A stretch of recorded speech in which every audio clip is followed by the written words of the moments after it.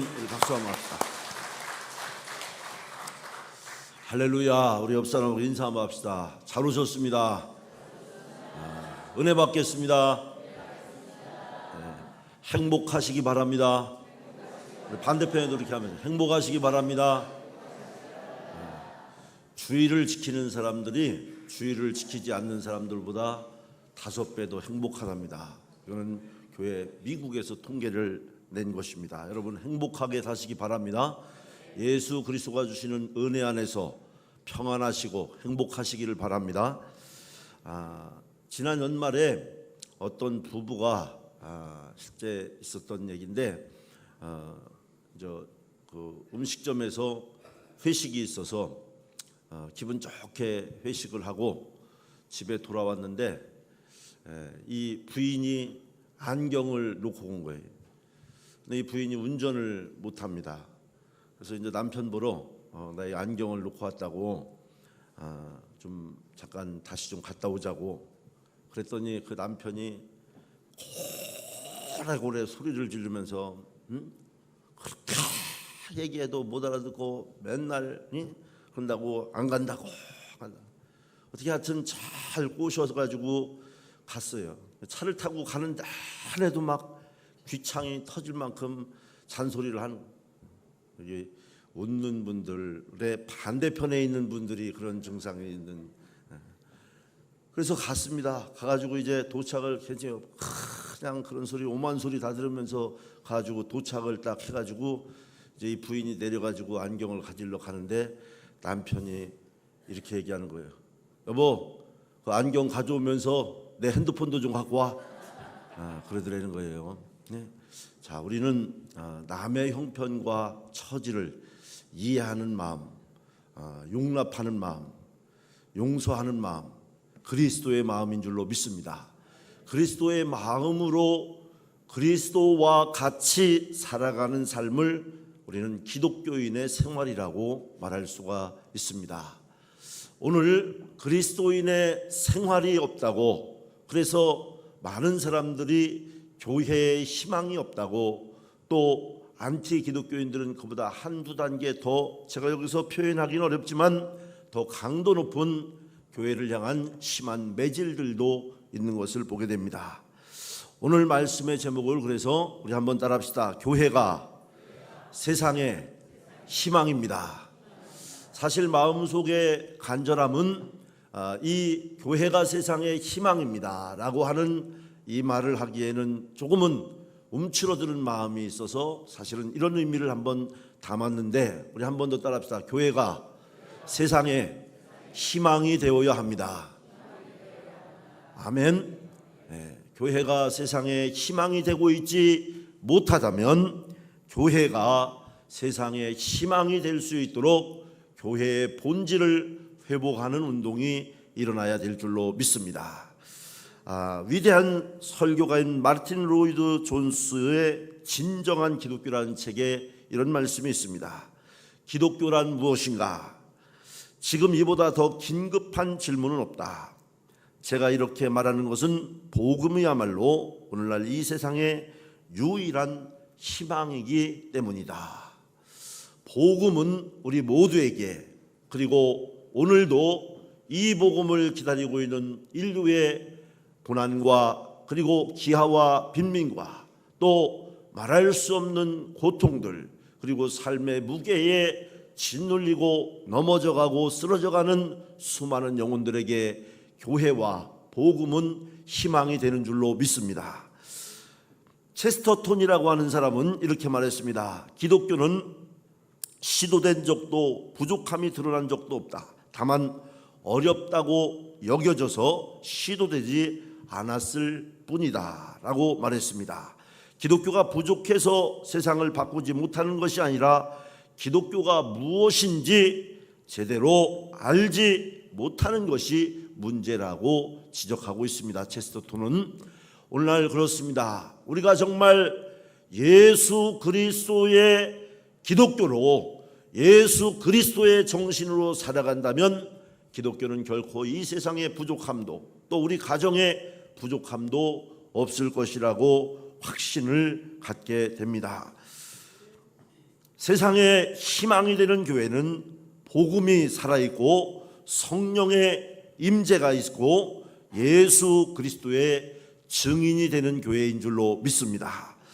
오늘 본문 사도행전에 나타난 교회는 바로 이 복음이 살아있는 교회가 진정한 기독교라고 말하고 있어요. 하나님의 교회는 사람들만의 모임으로 시작될 수 있는 것이 아니라 하나님의 교회는 세상의 수많은 이익 집단이나 또한 어떤 그 선한 일을 도모하는 집단들과 차이점이 있다고 한다면 하나님의 교회의 크고 작은 어떤 모임이든지 간에 하나님의 교회의 모임에는 성령이 함께하는 모임이 되어야 할 줄로 믿습니다. 이것이 특징이라고 말할 수가 있겠습니다. 땅끝까지 이르러 복음의 증인이 되는 교회가 바로 세상의 희망이 되는 교회라고 말할 수 있겠습니다. 이런 책이 있죠. 말씀을 붙들면 이긴다, 이런 책이 있는데, 이 말씀을 붙들면 이긴다라고 하는 책으로 이제 그 청소년들과 함께 100일 큐티를 한 목사님이 계셨습니다. 그 책 때문에 아이들이 공부에 대한 그분의 간증에 의하면 공부에 대한 스트레스를 이기고 하나님을 깊이 만나고 여러분들이 좋아하는 것처럼 또한 명문대학에 진학할 수 있는 아주 중요한 동기가 되었다고 하는 것입니다. 말씀을 붙들면 이긴다, 이런 책인데 그 책의 내용 중에 일부에 이런 얘기가 있습니다. 세기의 정복자이자 유럽 군주 제도를 마감하게 만든 유명한 세계적인 인물 나폴레옹이 전투에서 패배했을 때입니다. 그때 그가 한 유명한 말이 여기 예화로 이렇게 말씀을 붙들면 이긴다라는 책에 제시되어 있는데, 그때 유럽 연합군과의 전투에서 패배한 나폴레옹이 지친 병사들에게 이렇게 말했다는 것입니다. 나에게는 아직 비장의 무기가 남아있다.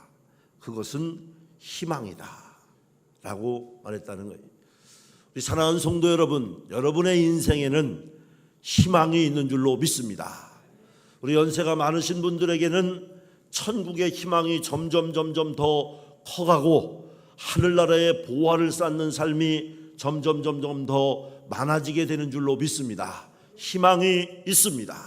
우리 젊은이들에게는 하나님을 향한 헌신과 거룩함으로 나를 부르시는 그 거룩함의 사명과 사역을 위한 기회들이 우리에게 주어져 있다고 하는 사실입니다. 이 나폴레옹이 세상을 정복할 수 있었던 것은 그에게 칼이 있었다고 많은 사람들은 말하지만, 사실은 그는 고백하기를 칼이 있었기 때문이 아니라 그가 세상을 정복할 수 있었던 것은 어떤 실패에서도 한 번, 두 번의 실패가 아니라 그도 죽음의 수많은 위기 가운데서도 다시 일어설 수 있게 하는 희망이 있기 때문이었다고 그는 그의 자서전에서 고백하고 있습니다. 교회는 세상의 희망인 줄로 믿습니다. 아니, 교회는 세상의 희망이 되어야 하는 줄로 믿습니다. 오늘 여기 사도행전은 세상에 희망을 주는 교회가 어떻게 출발되었으며 그 교회가 어떻게 세상을 변화시켜 나갔는지에 대한 생생한 역사의 기록이 바로 사도행전입니다. 교회 역사의 출발, 성령 역사의 출발이 사도행전이고, 이 사도행전은 성령이 어떻게 실제화해서 역사함으로 이렇게 하나님의 교회가 일구어져 왔는가에 대한 생생한 기록이라고 볼 수가 있겠습니다. 이 사도행전은 하나님이 누가를 통해서 기록한 역사서라고, 신약성서에 많지 않은 역사서라고 말할 수가 있습니다. 우리가 구약성서에서 역사서를 말하면 쉽게 이해가 되지만 연대기가 많이 나오니까 신약성서에서 사도행전은 성령의 역사를 기록한 교회의 역사서라고 말할 수가 있겠습니다. 다시 말하면 사도행전은 허구가 아니라, 주관적인 게 아니라 객관적인 사실을 담아낸 사실이라고 하는 얘기입니다. 하나님이 계획하신 교회, 사람들이 사모하고 기다리는 교회가 어떤 모습인지 실제로 보여준 모델이 바로 사도행전입니다.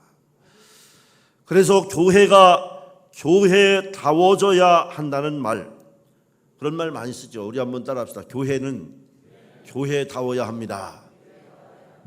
그렇지요? 아멘.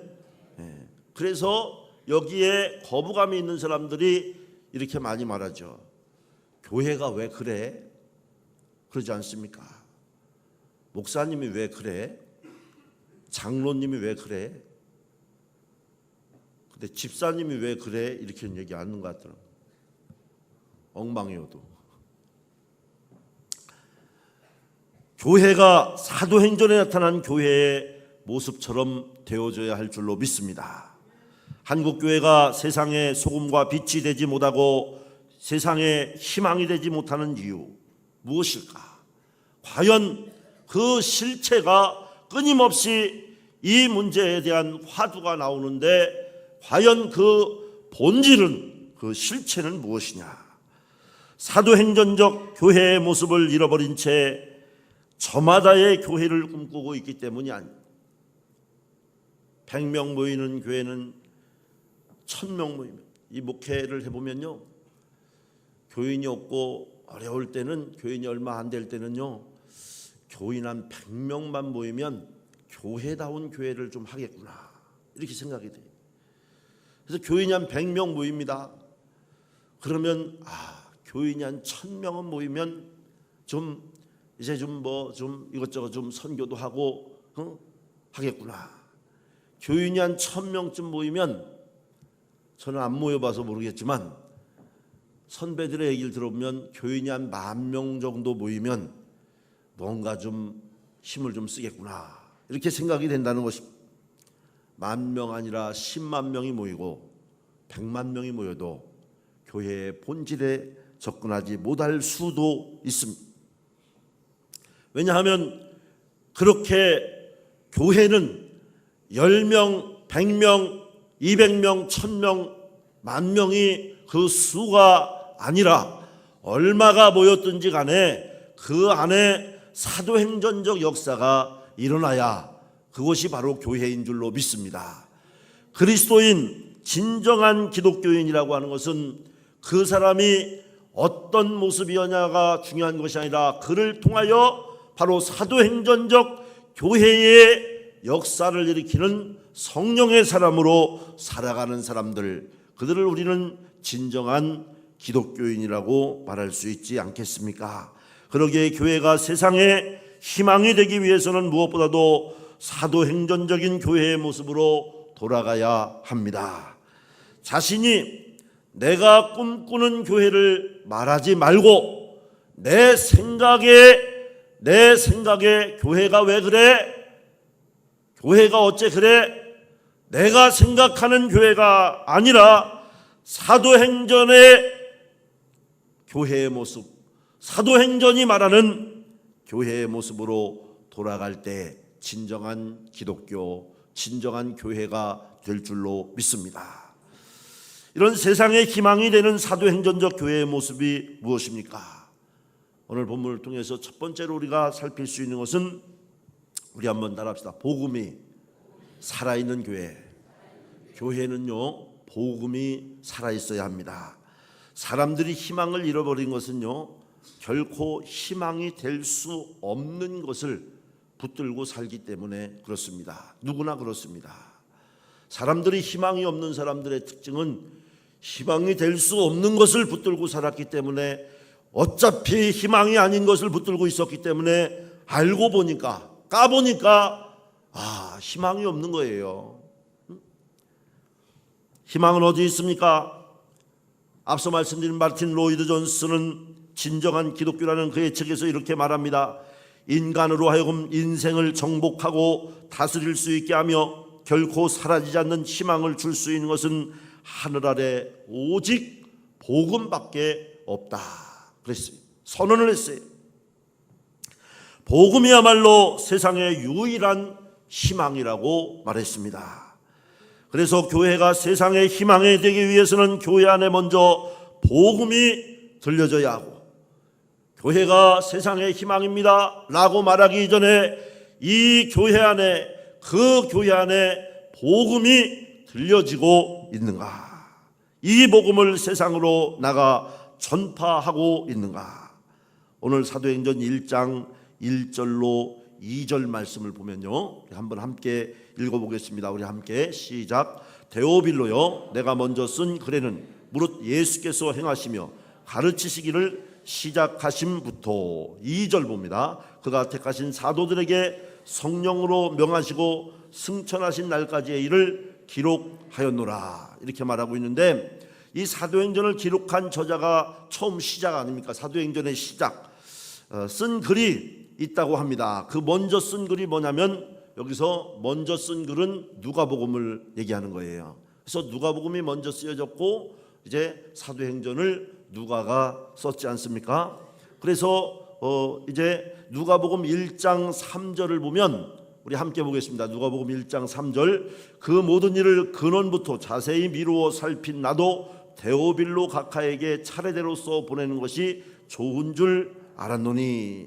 무슨 말입니까? 사도행전은 누가복음을 쓴 누가가 누가복음을 쓰고 난 다음에 데오빌로 각하라는 사람에게 쓴 두 번째 책이라고 하는 그런 정리가 이 말씀 풀이에서 가능해지는 것이 되겠고, 이 데오빌로라는 사람이 그럼 과연 뭐냐? 오늘 사실 본문과는, 오늘 말씀의 제목과는 좀 거리가 있지만 궁금하기 때문에, 데오빌로는 하나님을 사랑하는 사람이라고 하는 헬라어의 하나님을 사랑하는 사람이라는 뜻을 가지고 있습니다. 그런데 상당수의 주석가들은 이 데오빌로가 개종한 지 얼마 안 되는, 다시 말하면 유대교에서 이제 개신교, 기독교로 개종한 지 얼마 안 되는 로마의 고급 관리로 추정하고 있습니다. 어떤 주석가들은 데오빌로라는 뜻 자체가 하나님을 사랑하는 사람이기 때문에 로마 제국에서 이제 갓 초신자, 이제 바로 예수를 영접하게 된 이방인 출신의 성도들을 총칭하는 이름, 그러니까 어떤 한 개인이 아니라 그렇게 그 당시에 이렇게 돼가지고서 수많은 사람들이 예수를 믿게 되었거든요. 이 복음이 들어가서 그리스도를 믿게 됐는데, 그런 사람들의 이제 로마 안에 있는 중고위층의 관료들 또는 어떤 그 특권 계층들의 예수 그리스도를 영접한 사람들, 유대교에서 개종한 사람들의 총칭으로 하나님을 사랑하는 사람들, 하나님을 믿게 된 사람들, 예수 그리스도의 복음을 받아들인 사람들, 이런 뜻으로 이제 누가는 데오빌로라고 하는 이름을 사용했다고 말하고 있습니다. 둘 다 가능한 얘기입니다. 중요한 것은 하나님을 사랑하는 성도들에게 누가가 먼저 쓴 글은 사도행전이 아니라 누가복음이라고 하는 사실이죠. 왜 그렇습니까? 복음이 들려져야 예수 믿는 사람들의 모임인 교회가 탄생하게 된다는 것입니다. 이 말은 무엇을 말합니까? 우리가 먼저 하나님을 믿어야 하나님을 믿는 사람들이 모여서 교회가 이루어지게 되는 줄로 믿습니다. 그런데 오늘날 교회가 희망이 되지 못하는 중요한 동기가 어디에 있냐면, 교회라고 해서 십자가를 달고 이제 어디나 거의 유사하게 똑같은 교회당의 모습들을 가지고 있는데, 교회라는 이름으로 모였지만 거기에 예수 그리스도를 믿는 사람들이, 진심으로 그리스도를 영접한 사람들이 없다는 거예요. 아니, 적다는 것일 수도 있겠습니다. 오늘날 교회가 세상에 희망이 되지 못하는 근본적인 이유는 바로 교회 안에 복음이 들려지지 않고 있다고 하는 것이 우리가 긴장해야 될 일이요, 정말 우리가 마음에 통탄할 일이 아닌가 싶습니다. 교회 안에 복음보다 더 중요한 것들이 생겨나고 있습니다.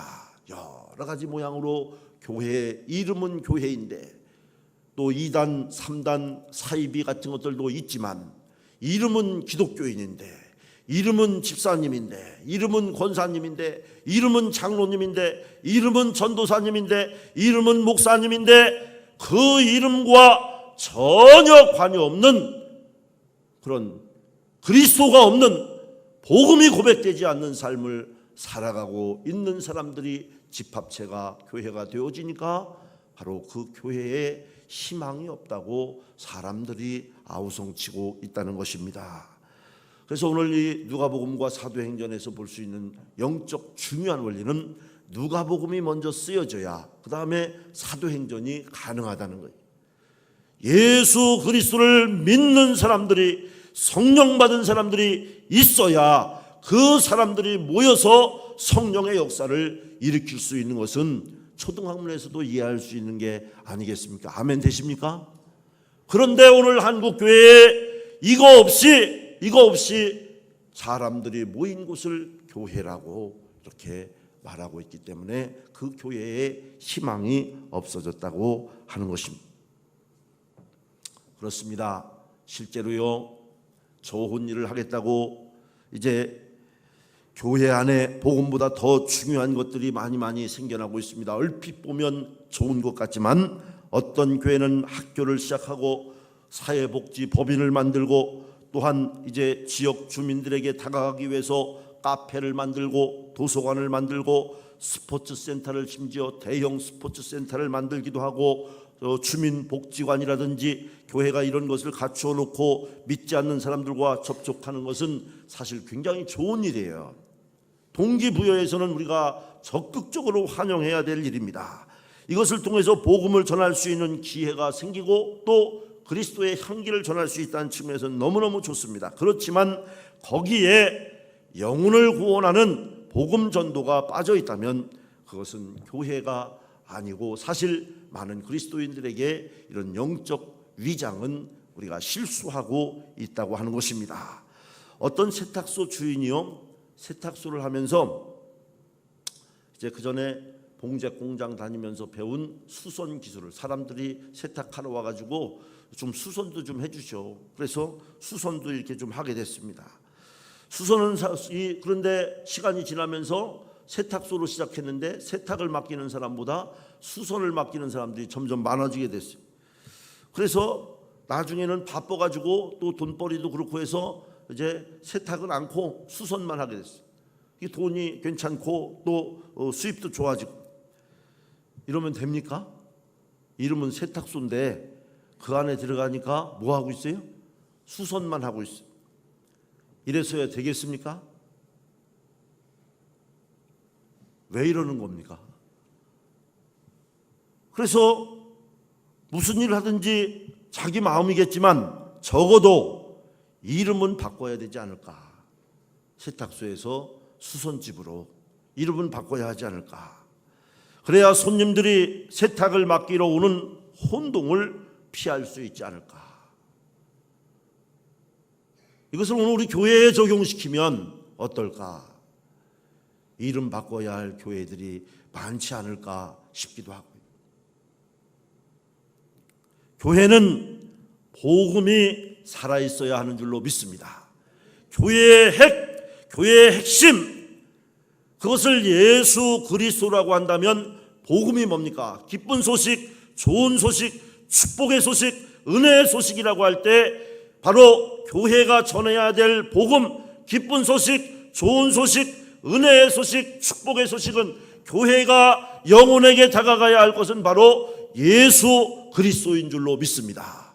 이 본질을 우리는 잊지 않아야 한다는 것이죠. 복음이 살아있지 않은 교회는 교회가 아니라고 해도 과언이 아니죠. 아무리 많은 구제와 지역 주민을 위해 봉사를 한다고 할지라도 그것은 교회의 모습과는 조금은 비껴서는 것입니다. 그래서 하나님은 누가를 통해서 사도행전을 시작하면서 다시 한번 먼저 쓴 글 복음에 대한 이야기를 꺼낸 것입니다. 저는 우리 교회가 복음이 살아있는 교회가 되기를 주의 이름으로 축복합니다. 오늘 여기 사도행전을 쓰면서 누가는 그것을 강조하는 거예요. 먼저 쓴 글 누가복음의 얘기, 누가복음에 왜 내가 누가복음에 그렇게 얘기했냐면 복음이 있어야 교회가 있는 것이 아니겠냐는 얘기입니다. 한마디로 한 발 더 나가서 세상의 희망이 되는 사도행전적 교회의 모습은 성령의 임재가 있는 교회가 되어야 할 줄로 믿습니다. 우리 한번 따라합시다. 성령의 임재가 있는 교회. 첫 번째 뭐라고 했어요? 복음이 살아있는 교회. 우리 한번 따라합시다. 복음이 살아있는 교회, 성령의 임재가 있는 교회. 예수님께서 사도들이 부활의 증인이 되기를 얼마나 원했는지 몰라요. 그러나 그 전에 단단히 부탁하신 것인데 그것은 하나님 아버지께서 약속하신 것을 기다리라고 했어요. 예루살렘을 떠나지 말고 기다려라. 아래에서 기다려라. 그래서 사도행전 1장 4절을 보면요, 우리 함께 보겠습니다. 함께 봅니다. 사도와 함께 모이사 그들에게 분부하여 이르시되 예루살렘을 떠나지 말고 내게서 들은 바 아버지께서 약속하신 것을 기다리라. 이 약속하신 게 뭡니까? 이 약속한 게 뭐예요? 뭐죠? 우리 한번 따라합시다. 성령. 더 큰 소리로 성령. 성령입니다.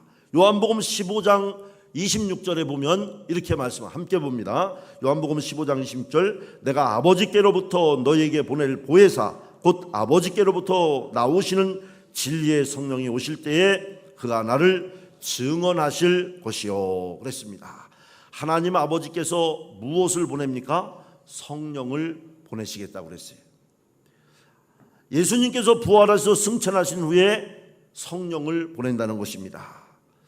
성령이 오셔야, 왜냐하면 성령이 오셔야 비로소 예수 그리스도의 증인으로 살아갈 수 있고, 성령이 오셔야 권능을 행할 수 있고, 성령이 오셔야 성령의 역사가 나타나게 되고, 그래서 예수님은 이것을 반복해서 말씀하시면서 누가복음 24장 49절에 보니까 이렇게 말합니다. 함께 봅니다.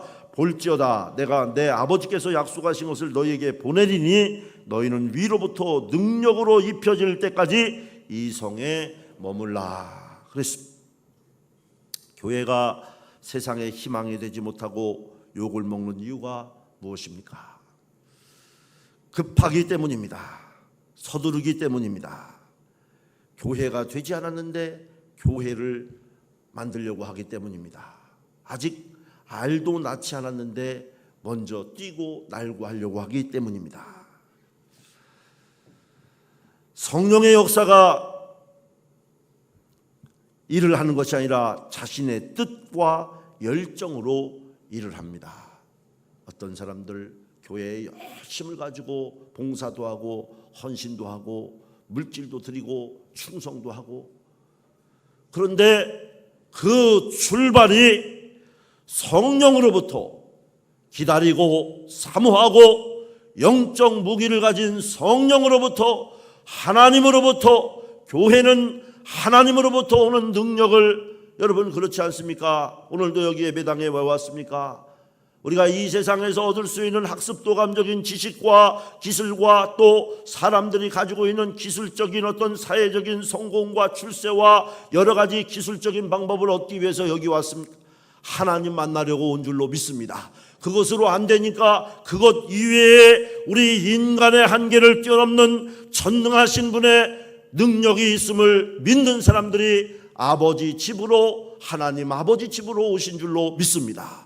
그렇습니다. 참으로 잘 오셨고 우리 하나님은 넉넉히 이 위로와 능력을 주시는 분인 줄로 믿습니다. 그런데 이 능력과 위로를 예수 그리스도에게서 반드시 받을 때까지 기다리고 훈련받고 사모해야 한다는 것입니다. 기다려야 한다는 것입니다. 아무리 급해도 기다려야 한다는 것입니다. 일이 눈앞에 쌓여 있어도 내 힘으로 하려고 하지 말고 성령의 임재를 기다려야 한다는 것입니다. 제가 오늘 마중물에도 조금 썼습니다만 김익원 목사님이 쓴 책 사도행전에는 이렇게 말합니다. 그리스도인은 아무리 급해도 도를 터득하지 못한 채 예루살렘을 떠나서는 안 된다. 예루살렘 성에 머물면서 자신의 옛 자랑과 처지가 십자가에 못 박히는 근본적인 개인 구원 경험을 거치지 않은 채로는 공동체적 하나님 나라 운동에 참여할 수 없다라고 말했습니다.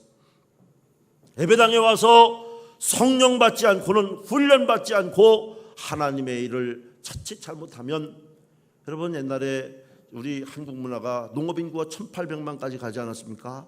농사 짓던 시대에 제일 많이 사용하는 게 벼베기, 풀베기, 낫을, 그것도 별거 아닌 것 같아도 그 흔한 낫, 그래서 낫 놓고 오죽 흔하면 낫 놓고 기역자도 모른다는 말이 있었겠습니까? 근데 그 흔한 낫질을 못하는 사람은 손 다 베고 망가지고, 연장을 다룰 줄 몰라는 사람이 연장을 사용하면 안 되는 것과 같죠. 바로 영적 수련과 전공 지식의 습득, 인격과 품성 훈련, 공동체적인 생활 습관의 체득과 그리고 성령의 역사에 조율된 영성 함양이 바로 예루살렘 성에 머물면서 감당해야 할 과업들이다라고 이제 이 목사님은, 김희곤 목사님은 말하고 있습니다. 이런 것들을 갖추어야 성령의 역사를 일으킬 수 있다는 것입니다. 성령의 지배를 받으며 우리의 기질과 옛 성품이 다듬어지고 복음을 전할 수 있는 최종 병기로 다듬어져야 기독교인, 진정한 기독교인, 교회가 된다는 것입니다. 그렇지 않고는 일을 하면 할수록 자신도 상처받고 다른 사람에게도 상처를 주는 사람이 될 수 있다는 것입니다. 그러므로 우리는 예배당에 와서 성령의 임재를 구해야 될 줄로 믿습니다. 예배를 통해서 제자 훈련을 통해서 성령의 지배를 받기를 사모해야 될 줄로 믿습니다. 이것이 우선이라고 하는 것이 오늘 본문의 누가의 핵심적인 메시지입니다. 세상의 희망이 되는 사도행전적 교회의 모습은 마지막으로 뭐냐면, 우리 따라합시다. 예수 그리스도의 증인이 되는 교회. 다시 한번 우리 따라합시다. 복음이 있는 교회, 성령이 충만한 교회, 오늘 말씀에 증인이 되는 교회. 이 세 가지가 교회의 아이덴티티입니다. 정체성입니다. 이 세 가지가 성도의 정체성입니다. 이 세 가지가 있어야 예수 그리스도가 주시는 성령의 권능, 사도행전 1장 8절 오늘 본문 가운데 이 성령의 권능은요, 이 권능을 받을 수 있는, 이 권능은 다이나마이트가 터지는 것보다, 여러분 다이나마이트로 이제 암벽을 깨고 철도 깨고 파편을 일으키고 엄청난 파장을 일으키잖아요. 그것보다 더 강력한 파워가 성령의 권능이라고 했어요. 이 세 가지를 얻어야, 이 세 가지를 교회라고 하는 영적 공장을 통하여서 얻어야 세상에 나가서 그리스도의 권능을 행하게 되는 줄로 믿습니다. 그래서 그 유명한 사도행전 1장 8절에 우리 함께 보겠습니다. 함께 읽습니다. 오직 성령이 너희에게 임하시면 너희가 권능을 받고 예루살렘과 온 유대와 사마리아와 땅 끝까지 이르러 내 증인이 되리라. 성령을 보내신 가장 중요한 목적은 방언하기 위한 것이 아니라, 성령을 보내신 목적은 은사를 받기 위함이 아니라 예수 그리스도의 증인이 되게 하기 위한 것입니다. 앞서 말씀드린 마틴 로이드 존스는 이렇게 말했습니다. 오늘날 세상에서 가장 긴급한 일은 사람들에게 복음을 전하는 것입니다. 이것은 바로 교회의 역할입니다. 그러나 우리 모두가 아는 것처럼 가장 큰 비극은 복음이 무엇이고 교회가 무엇이며 그리스도인들이 해야 할 일이 무엇인가에 대한 극심한 혼란이 있다는 것입니다. 복음을 전해야 된다는 건 아는데 복음이 무엇인지 모르고 그 복음을 전한다면 그게 복음이 될 수가 없다는 거죠.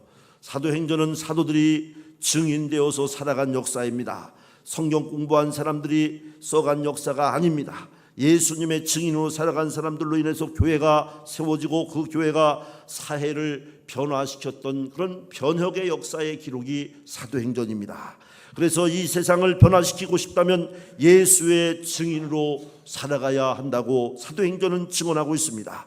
이를테면 친절을 베풀고 선행을 베풀고 구제를 한다고 해도 예수의 증인으로 살지 않으면 여러분의 가정과 일터와 세상은 변하지 않는다는 것이 사도행전이 말하고 있는 신앙관입니다. 성경을 공부하고 봉사를 하고 서로 교제하면서 예수의 증인으로 살지 않으면 세상에 희망이 없다고 하는, 교회에 희망이 없다고 하는 그런 이야기입니다. 가장 심각한 문제가 무엇입니까?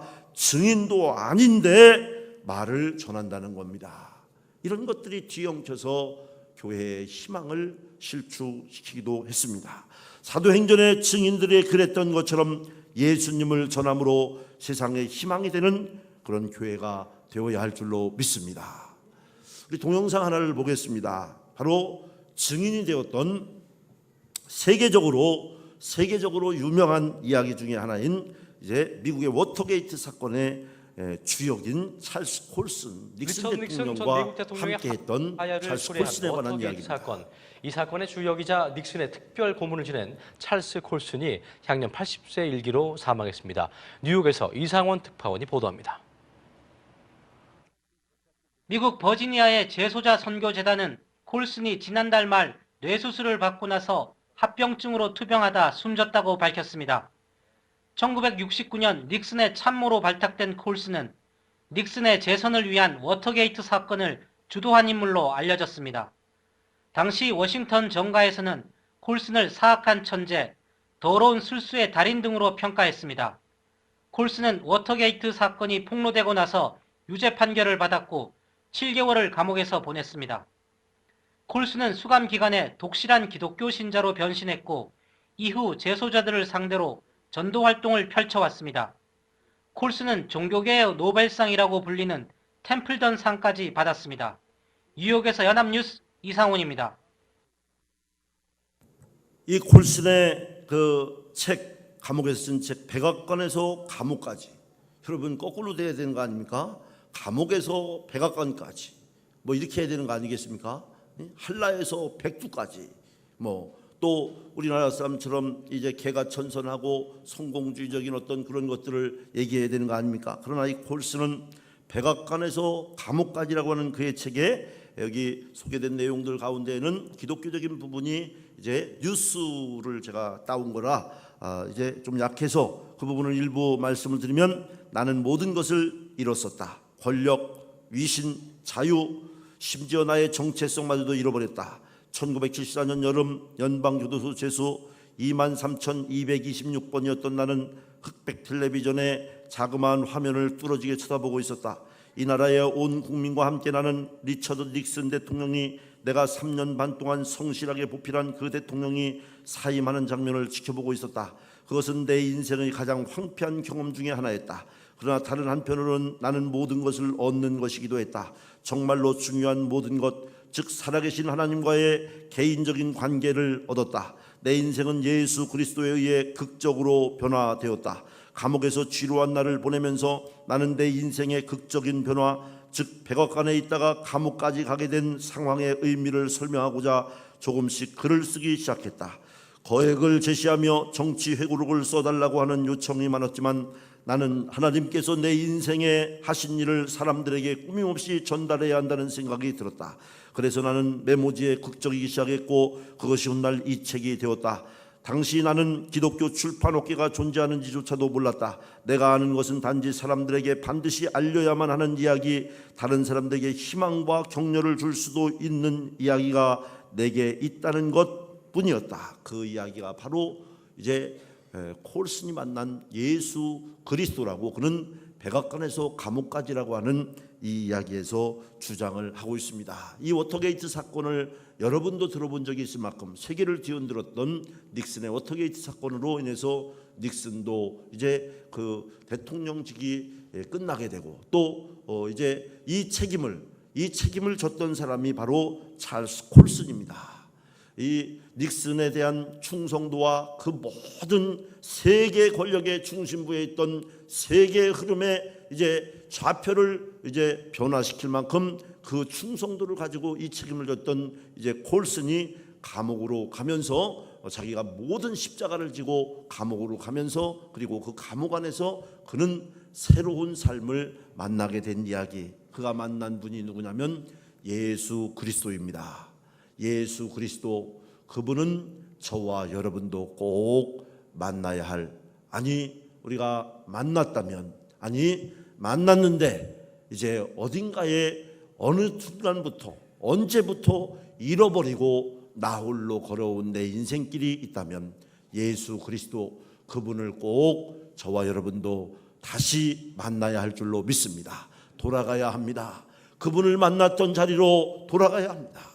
성령을 받아야 할 줄로 믿습니다. 이것이 없는 교회도 돌아가야 합니다. 교회도 갱신되어야 합니다. 교회도 개혁되어야 합니다. 교회도 변화되어야 합니다. 교회도 바뀌어야 합니다. 성령이 없는 교회, 성령의 능력과 권능이 없는 교회는 희망을 말할 수가 없기 때문입니다. 오늘 본문에 사도행전에서는 바로 이 교회를 말하고 있습니다. 우리 교회가 이런 교회가 될 때, 사랑하는 성도 여러분들이 이런 그리스도인이 될 때, 저와 여러분 속에 성령의 권능으로 충만할 때, 그리고 이 부족한 것들을 이제 우리가 영적으로 학습하여 그 능력으로 충만하여질 때 우리는 참 제자가 되고, 우리의 참 제자가 된 모습은 세상에 빛이 되고 소금이 되고 우리 그리스도인으로 살아가는 삶이 될 줄로 믿습니다. 그때는 교회가 세상에 희망이 되고, 사랑하는 성도 여러분이 세상에 희망이 되고, 여러분의 가정과 자녀들이 세상에 희망이 되는 예수 그리스도의 전능하신 능력이 임하는 역사가 있게 될 줄로 믿습니다. 기도하겠습니다.